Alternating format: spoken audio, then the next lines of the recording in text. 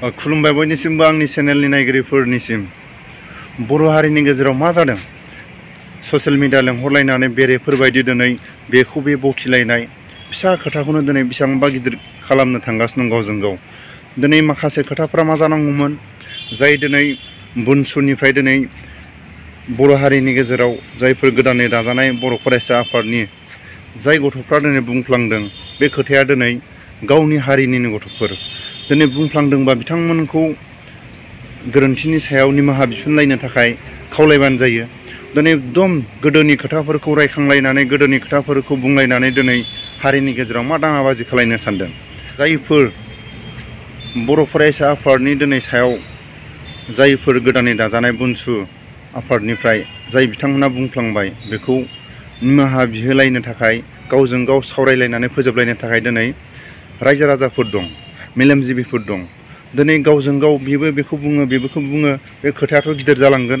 जों दिनै खोनादोंमोन सानसे समाव रायजो राजाफ्रा बुंदोंमोन, जेब्ला गुबुन हारिफ्रा बर'फोरनि सायाव माखासे गोरोन्थि मावोब्ला गुबुन हारिफोरनि सायाव काउन्टार होनो थाखाय दिनै रावखौबो नुवा, रावखौबो जों दिनै बुंनाय खोनाया।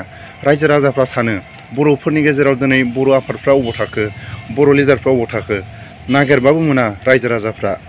दिनै गुबुन हारिफ्रा माखासे बर'फोरनि सायाव गोरोन्थि मावोब्ला बिथांमोनखौ काउन्टार होफिननो थाखाय रावबो दिनै नुजाया। नाथाय दिनै गावजों गाव दिनै फिसा खोथाखौनो दिनै सेकेन्डआवनो दिनै बेखौ बे बुंनाय दिनै खोथाखौ दिनै बेसेबांबा गिदिराव लांगासिनो दं। ना बर' हारिया गावजों गाव आलो गोजोनै थानायखौ मोजां मोना, ना गावजों गाव माने बिदि दावराव दावसिखौ मोजां मोनो? दिनै गावनि हारिनि गेजेरावनो दिनै फिसा खोथाखौ जुदि निमाहा होलायलायनो हायाबा, गावजों गाव बे खोथाखौ सावरायलायनानै फोजोबनो हायाब्ला, अब्ला दिनै बर' हारिनि गेजेराव मा खामानि मावलांबावगोन? दिनै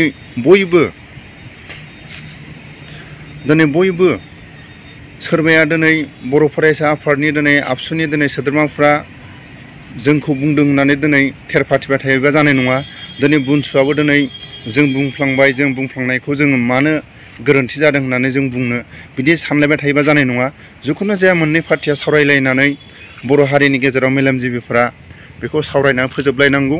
बे खोथाखौ जुदि सानफ्रामबो सेकेन्डआवनो जों दिनै मोनफ्रोमबो जायगायाव दिनै बेरेफोरबायदि दिनै गोमदों, बे गोमनायनिफ्राय जानगाराव थानांगौ आरो ससियेल मिडियाफ्राव बे रावखौ बुंबाय थानायनिफ्राय जानगाराव थानांगौ। जिखुनु जाया समाव बर'फ्रा गोजोनै थानांगौ।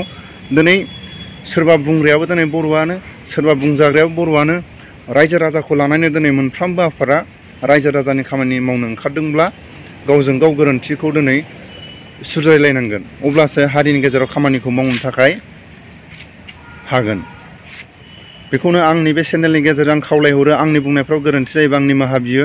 जिखुनु जाया दिनै सोरबा बनसुनि दिनै सोद्रोमाफ्रा बुंफ्लांदोंबा बिथांमोनाबो बुंफ्लांनायनि सायाव खोथाफोरखौ माने गोरोबलायनांगोन।